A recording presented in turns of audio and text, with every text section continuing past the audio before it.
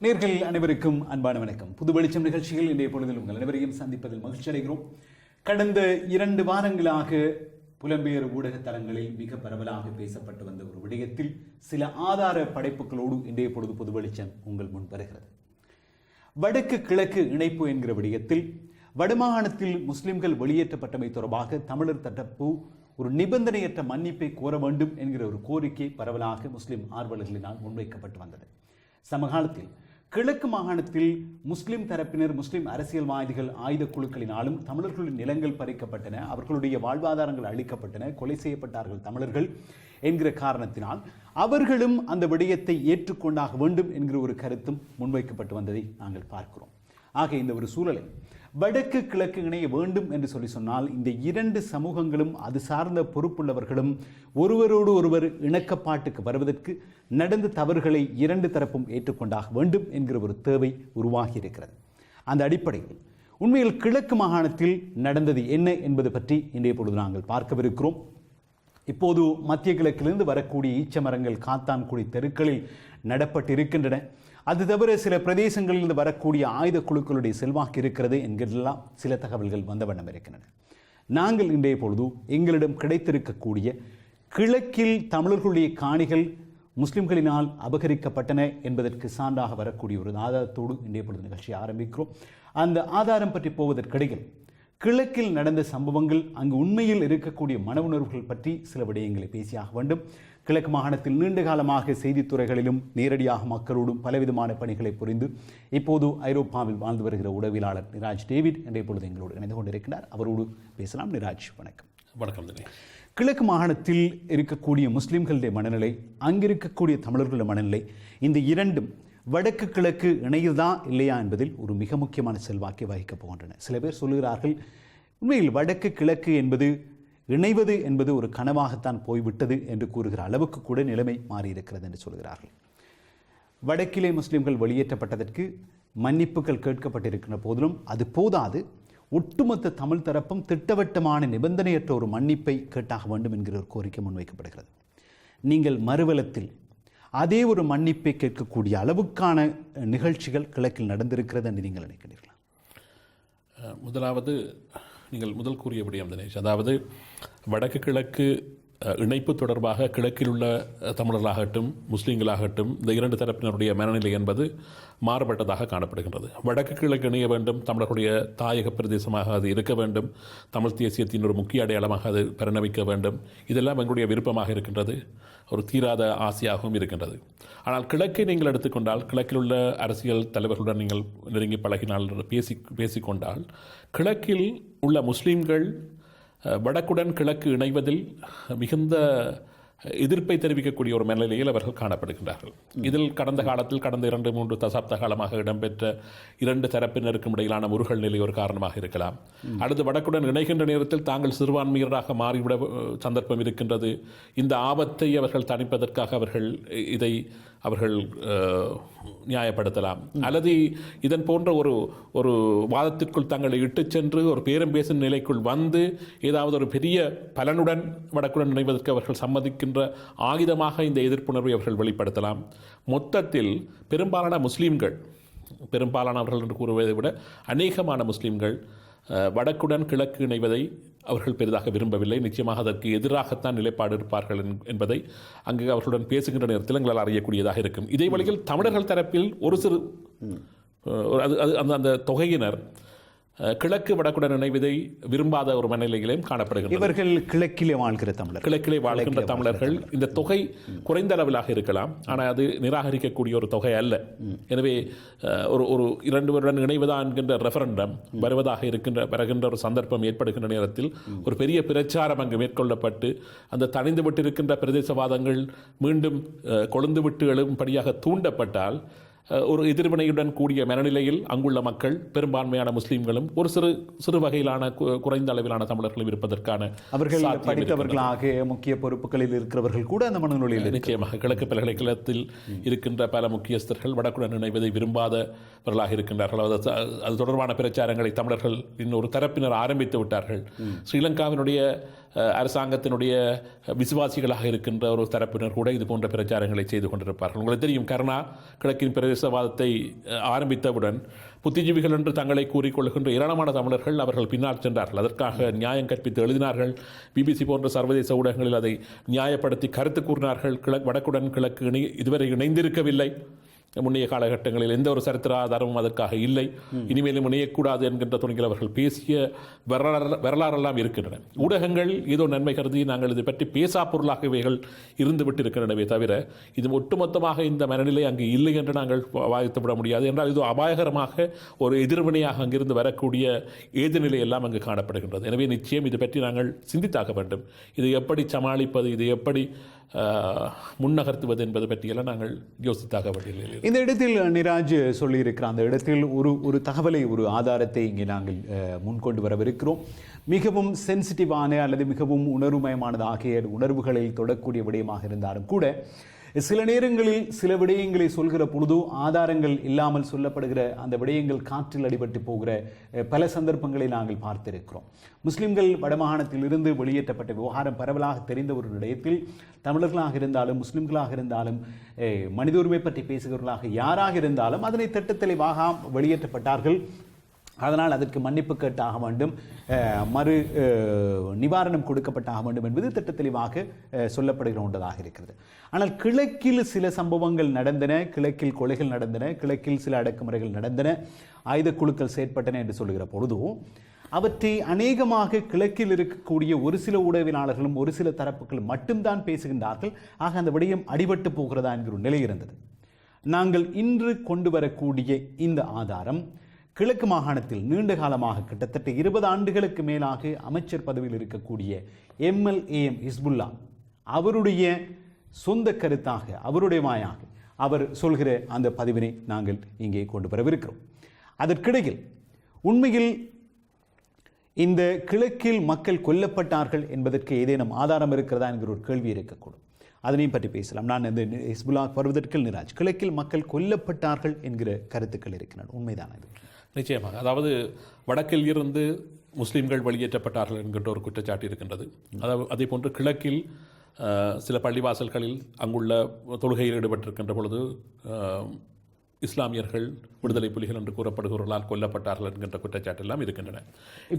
இப்போது வருகிற இந்த செய்தித்தாளில் இருந்து எடுக்கப்பட்ட ஒரு பதிவு இதிலே சொல்கிறார்கள், முஸ்லிம்களால் ஒரு நெருக்கடி, கிழக்கில் மட்டும் 4000 தமிழர்கள் கொல்லப்பட்டிருக்கின்றார்கள், இவர்களில் 2000 மக்கள் முஸ்லிம்களினால் கொல்லப்பட்டார்கள் என்று அந்த செய்தியில் குறிப்பிடப்பட்டிருக்கிற ஒரு பழைய செய்தித்தாளை கொண்டு வந்திருக்கிறோம். இதனுடைய உண்மைத்தன்மையை பற்றி என்ன சொல்கிறோம்? உண்மையிலே அந்த காலகட்டத்தில் 2000க்கும் அதிகமான தமிழர்கள் முஸ்லீம்களால், முஸ்லீம் ஊர்காவல் படையினரால் அல்லது முஸ்லீம் அரசியல் குழுக்களினால் கொல்லப்பட்டதற்கான ஆதாரங்கள் அங்குள்ள மக்களுடைய மனங்களில் இருக்கின்றன. இது சம்பந்தமான ஒரு பெரிய கணிப்பீடு இப்பொழுது சில அமைப்புகளால், தமிழ் அமைப்புகளால் மேற்கொள்ளப்பட்டு வருகின்றன. ஆனால் உண்மையிலேயே இந்த இழப்புகள் அங்கு நடைபெற்றதும் ஒரு இனக்கலவரம். இப்பொழுது நாங்கள் ஜூலை கலவரத்தை ஜூலை இன அழிப்பை இனக்கலவரம் என்று கூறுகின்றோம். ஆனால் கிழக்கில் நடைபெற்றது இனக்கலவரம். தமிழர்களுக்கும் முஸ்லீம்களுக்கும் இடையிலான ஒரு இனக்கலவரம் அங்கு நடைபெற்றது. முஸ்லீம்களால் தமிழர்கள் கொல்லப்பட்டார்கள், தமிழர்களால் முஸ்லீம்கள் கொல்லப்பட்டார்கள். இது பரவலாக நடைபெற்றுக் கொண்டிருந்தன. தமிழர் தரப்பில் விடுதலை புலிகளும், முஸ்லீம் தரத்தில் ஜிஹாத் ஆயுத குழுக்களும், முஸ்லீம் ஊர்காவல் படையினரும், ஸ்ரீலங்கா இராணுவத்தினரும், 2 தரப்பினரும் பங்கு பெற்றிருந்தார்கள். இவர்களாலும் கொல்லப்பட்டார்கள். வடக்கில் இருந்து முஸ்லீம்கள் வெளியேற்றப்பட்டது என்பது இந்த இனக்கலவரத்தின் பொழுது, 90ஆம் ஆண்டு இடம்பெற்ற 2 இனங்களுக்கு இடையிலான கலவரங்களின் பொழுது கிழக்கில் தமிழர்கள் கொலை செய்யப்பட்டார்கள்.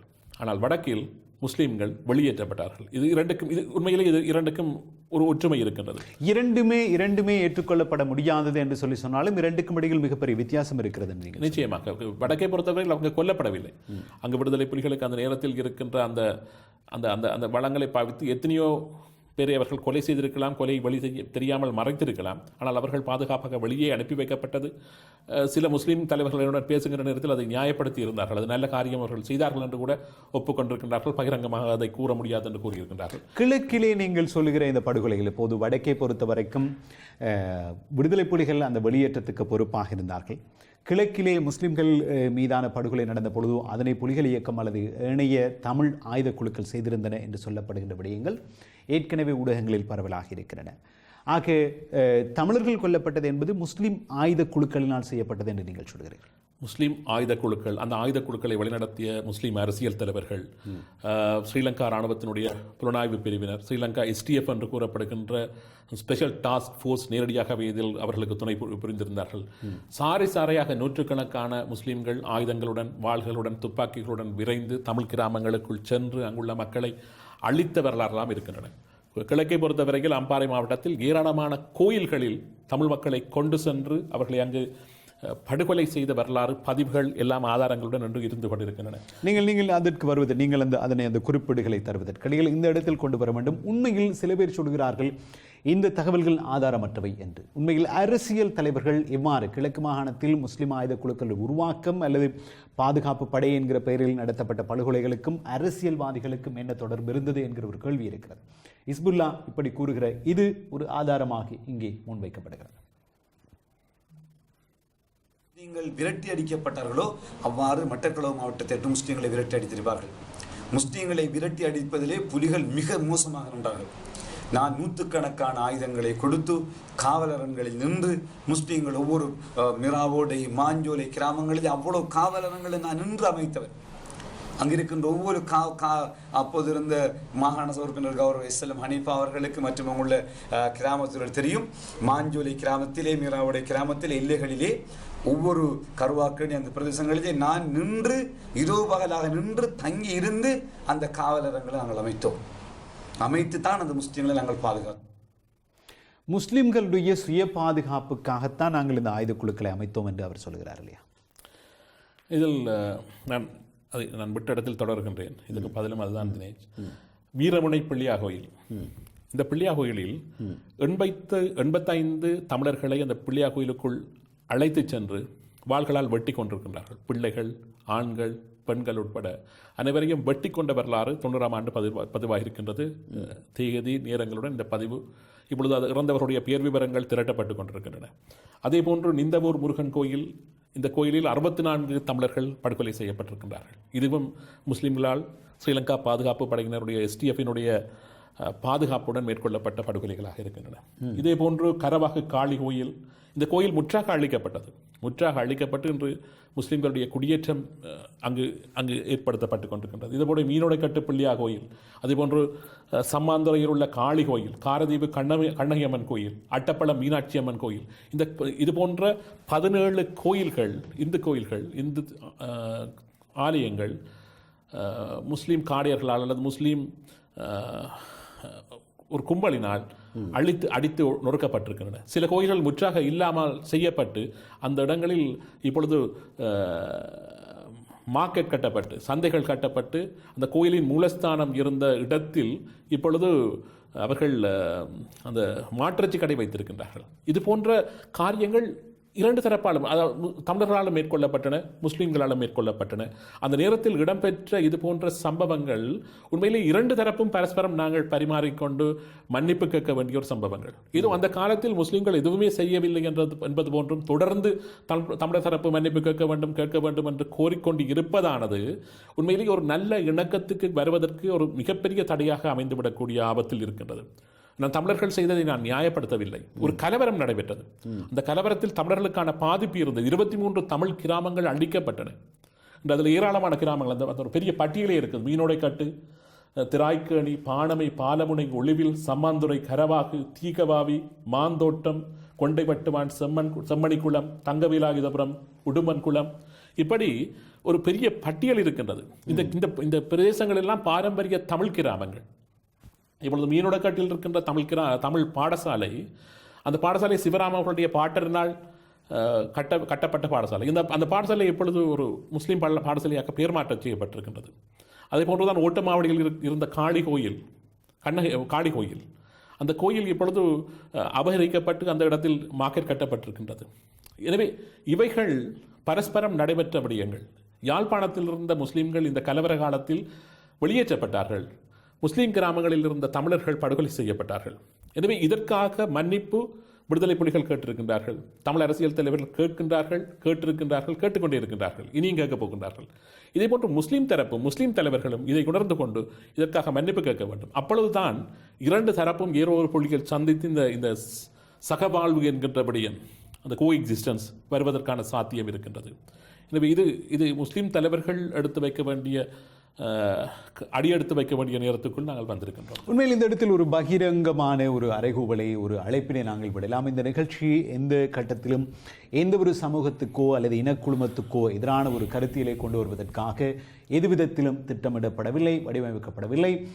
தமிழர்கள் பற்றி பல விடயங்களை பேசியிருக்கிற நாங்கள், முஸ்லிம்களோடு அவர்களுடைய பிரச்சனையை பற்றி பேசியிருக்கிற நாங்கள், இன்றைய பொழுதோ அங்கு இருக்கக்கூடிய இன்னுமொரு விடயத்தை, இன்னும் ஒரு பக்கத்தை இன்றைய பொழுது நிகழ்ச்சியில் முன்வைக்கிறோம். இப்போது நிராஜ் சொன்ன தகவல்களாக இருக்கட்டும் அல்லது ஹிஸ்புல்லாவினுடைய அந்த நேர்காணலில் இருந்து எடுக்கப்பட்ட தகவல்கள் இன்னும் பல வரவிருக்கின்றன. அவையாகட்டும், அவற்றில் உங்களுக்கு மாற்று கருத்துக்கள் இருக்கின்ற பட்சத்தில் அல்லது நீங்கள் மறுக்க விரும்பினால் அல்லது இன்னும் பல பார்வைகள் இருக்கிறது என்று சொன்னால் நீங்கள் நேரடியாக வந்து பேசலாம் என்பதற்கான பகிரங்க அழைப்பினையும் இந்த நிகழ்ச்சியில் நாங்கள் இன்றைய பொழுது முன்வைக்க விரும்புகிறோம். ஆக இந்த தவறுகள் நடந்தன என்பதனை ஏற்றுக்கொள்கிற பொழுது அல்லது நாங்களும் பொறுப்பாளிகள் என்பதை ஏற்றுக்கொள்கிற பொழுதுதான் உண்மையான மன்னிப்பு கோரலோ அல்லது உண்மையான இணக்கத்துக்கான கதவுகளோ திறக்கும் என்பது எங்களுடைய நம்பிக்கை. ஒரு தரப்பை குற்றம் சுமத்துவது என்பதும் மறுதரப்பு தன்னை வேறு விதமாக காட்டிக்கொள்ள முடிவதும் நிச்சயமாக இதற்கு உறுதுணையாக இருக்க மாட்டாது. இந்த நிலையில் நிராஜ் சொன்ன கடைசியான விடயத்திலிருந்து இன்னும் ஒரு பதிவினை கொண்டு வரலாம். ஹிஸ்புல்லா சொல்கிற விடயம்தான். உண்மையில் கிழக்கு மாகாணத்தில் பாதுகாப்பு படைகள் என்கிற பெயரில் அங்கு ஆயுதங்களோடு முஸ்லிம்கள் வலம் வந்தார்கள் என்கிற ஒரு விடயம் இருக்க, மறுமுனையில் தமிழர்களுடைய காணிகள், அவர்கள் நிலங்கள், அவற்றுக்கு என்ன நடந்தது, எவ்வாறு அந்த கிராமங்கள் அகற்றப்பட்டன, புதிய முஸ்லிம் கிராமங்கள் உருவாக்கப்பட்டன என்பது பற்றிய தகவல்களையும் நாங்கள் பார்க்கலாம். இது இன்னும் ஒரு ஆதார பதிவு ஹிஸ்புல்லாவின் நேர்காணலில் இருந்து வருகிறது. கோரலை மத்தி பிரதேச செயலகத்தை நான் தான் உருவாக்கினேன். அதை செய்தது அவ்வளவும் நான் தான். அதற்காகத்தான் எனக்கு 2000 ஆண்டு கொடும்பாவை எரித்து என்னை தோக்கடித்தார்கள் தமிழ் மக்கள். 2000 ஆண்டு என்னை தோக்கடித்ததும், எனக்கு எதிராக ஜோசப் பராஜ் தலைமையிலே மிகப்பெரிய கான்சகத்திலே கொடும்பாவை எரித்ததும் நான் அந்த கோரலை மத்தி பிரதேச செயலகத்தை உருவாக்கியதான். அதை உருவாக்கி அதற்கான செயல்பாடுகளை செய்து நான் திறப்பதற்கு வையமே காரியாலயத்தையும் எடுத்து அதுக்கு தளபாடங்களையும் நான் தான் பெற்றுக் கொடுத்தேன். என்னுடைய நிதி ஒதுக்கீட்டில் இருந்துதான் அந்த கோரலை மத்தி பிரதேச ஆரம்ப கட்டத்தான தளபாடங்கள் டைம் அவ்வளவும் வாங்கியது. வையமே காரியாலயத்தை புனரமைத்து அதில் தான் நாங்கள் திறப்பதற்கு இருந்தோம்.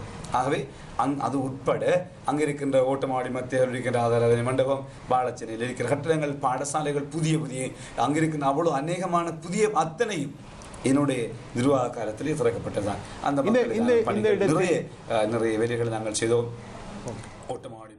இந்த இடத்தில் அவருடைய காட்சி அங்கே நிறுத்தப்படும். இந்த இடத்தில் நான் ஒரு கேள்வியை நிராஜ் உங்களிடம் கேட்க வேண்டும். இப்போதும் அவர் சொல்கிறார், இந்த ஒரு கிராமத்தை கோரலை பற்றி நினைக்கிறேன், அந்த கிராமத்தை நாங்கள் உருவாக்கினோம் என்பது. அது கிராமம் இல்லை தினேஷ், அது வந்து ஒரு பிரதேச பிரிவு, ஒரு பிரதேச சபை பிரிவு, பல கிராமங்களை உள்ளடக்கிய ஒரு பிரதேச சபை பிரிவு. அந்த இன முரண்பாடுகள், இனக்கலவரங்கள் மும்முரமாக இருந்த அந்த காலகட்டத்தில், அந்த நேரத்தில் தமிழர்கள் அப்படியே கிழக்கில் நடக்கின்ற எந்த விடயமே வெளியே தெரியாத அளவுக்கு ஓரம் கட்டப்பட்டிருந்தார்கள். அவர்களுக்கு பாராளுமன்ற உறுப்பினர்கள் யாருமே இருக்கவில்லை. அவர்களுக்கான அரசியல் தலைமைகள் அங்கு இருக்கவில்லை. விடுதலை புலிகள் நகரத்திற்குள் இல்லாமல் அவர்கள் காடுகளுக்குள் சென்றிருந்தார்கள். யுத்தங்கள் நடைபெற்றுக் கொண்டிருந்தன. விடுதலை புலிகளுடைய முழு நேர அந்த கன்சன்ட்ரேஷன், என்கேஜ்மெண்ட் வந்து இராணுவத்தினுடன் சண்டை பிடிப்பதிலே இருந்து கொண்டிருந்தது. தமிழர் தரப்பில் அரசியல் நடவடிக்கைகள் செய்வதற்காக எந்த ஒரு வெளியும் அங்கு இருக்கவில்லை. அந்த நேரத்தில் பல தமிழ் கிராமங்கள், ஓட்டமாவடி என்கின்ற ஒரு சிறிய பிரதேச சபை இருந்தது. அந்த பிரதேச சபையை மையப்படுத்தி அயலிருந்த அத்தனை தமிழ் கிராமங்களையும் ஒன்றிணைத்து ஒரு முஸ்லிம்களுக்கான அந்த கோரடைப்பட்டு மற்றி என்கின்ற ஒரு பிரதேச சபையை ஹிஸ்புல்லா உருவாக்கியிருந்தார். இது முஸ்லிம்களுக்கான அந்த தமிழ் பிரதேசத்துக்குள் உருவாக்கப்பட்ட ஒரு பிரதேச சபை. ஏனென்றால் அந்த பிரதேச சபையை நிர்வகிக்கின்றது வந்து முஸ்லிம்களாக இருப்பார்கள். இது பிரதேச சபையில் அநேகமான தமிழ் கிராமங்கள் இருக்கும். ஆனால் அதை நிர்வகிக்கின்ற எல்லா காரியங்களையும் நிர்வகிப்பது முஸ்லிம்களாக இருப்பார்கள். இது ஒரு மிகப்பெரிய உணர்வலையை அந்த நேரத்தில் ஏற்படுத்தி இருந்தது. பல ஆர்ப்பாட்டங்கள் செய்திருந்தார்கள். மிகுந்த நெருக்கடிகளை அந்த நேரத்தில் அரசாங்கத்திற்கு கொடுக்க வேண்டிய நிலையில் தமிழ் தலைவர்கள் தள்ளப்பட்டிருந்தார்கள். யாருடைய ஜோசப் பராஜசிங்கம் போன்றவர்கள் கடும் எதிர்ப்பினை அதற்கு தெரிவித்த போதும் அந்த அபிவிருத்தி குழு தலைவர் என்கிற அதிகாரத்தை பயன்படுத்தி அதனை மேவி அந்த முடிவுகளை நான் எடுத்தேன் என்று அமைச்சர் ஹிஸ்புல்லா அவர்கள் கூறுகிறார்கள். ஜோசப்பர் உங்களுடைய உறவினர் மாத்திரமில்லை, அவர் அந்த நேரத்தில் ஜோசப் என்ன பதவியில் இருந்தார்? பாராளுமன்ற உறுப்பினர். அவராலும் ஒன்றும் செய்ய முடியாமல் அந்த நேரத்தில் தமிழர்களுக்கான எந்த குரலும் இல்லை. என்றால் யாரையும் விடுதலை புலிகளுடைய ஆதரவாளராக அடையாளப்படுத்தி அவர்களை சிறையில் தள்ளிவிடக்கூடிய மிகப்பெரிய அதிகாரம் அந்த நேரத்தில் அரசாங்கத்திற்கு இருந்தது. அரசாங்கத்தை முண்டு கொடுத்து நிற்பாட்டுகின்ற, நிறுத்தி வைக்கின்ற மிகப்பெரிய பலம் முஸ்லீம் தலைவர்களுக்கு இருந்தது. அமைச்சர்களாக அவர்கள் அங்கம் வைத்துக் கொண்டிருந்தார்கள். ஸ்ரீலங்கா இராணுவத்தினுடைய இருப்பும் வழிநடத்தலை முஸ்லீம்களுடைய ஊர்காவல் படையினர் அந்த இடத்தில் மேற்கொண்டு கொண்டிருந்தார்கள். எனவே அந்த நேரத்தில் தமிழர்களுடைய குரல்கள் எதுவுமே வழமை போலவே ஒலிக்கவில்லை, செவிசாய்க்கப்படவில்லை. எனவே அந்த நேரத்தில் தான் இவர் குறிப்பிடுகின்ற அந்த பிரதேச சபை உருவாக்கப்பட்டது. அது எதனை காட்டுகிறது? அவ்வாறான ஒரு பிரதேச சபை உருவாக்கம் எதனை காட்டுகிறது? அதனுடைய முக்கியத்துவம் என்ன என்று நீங்கள் நினைக்கிறீர்கள்? அதாவது ஒரு குறிப்பிட்ட கிராமத்திற்குள் இருந்த முஸ்லீம்கள் அயலுள்ள தமிழ் கிராமங்களை, பாரம்பரிய தமிழ் கிராமங்களை சுவீகரிக்கின்ற ஒரு போக்கு அங்கு தெரிவிக்கின்றது நீண்ட நாளத்தில். இன்று அதன் விளைவுகள் தெரிவிக்கின்றன. இந்த ரிவிதென்ன என்ற சற்றும் ஒரு நாட்களுக்கு முன்னால் ரிவிதென்னையில் இருக்கின்ற ஒரு கோயில் எரிக்கப்பட்டதாக ஒரு செய்தி வழியாக இருந்தது. இந்த ரிவிதென்ன பாரம்பரியமான தமிழ் கிராமம். இங்கு 1940 ஆண்டுகளில் கட்டப்பட்ட ஒரு கோயில் தான் இப்பொழுது எரிக்கப்பட்டிருக்கின்றது. ஏனென்றால் இந்த பிரதேச சபைக்குள் தான் அது வந்து சேர்க்கின்றது.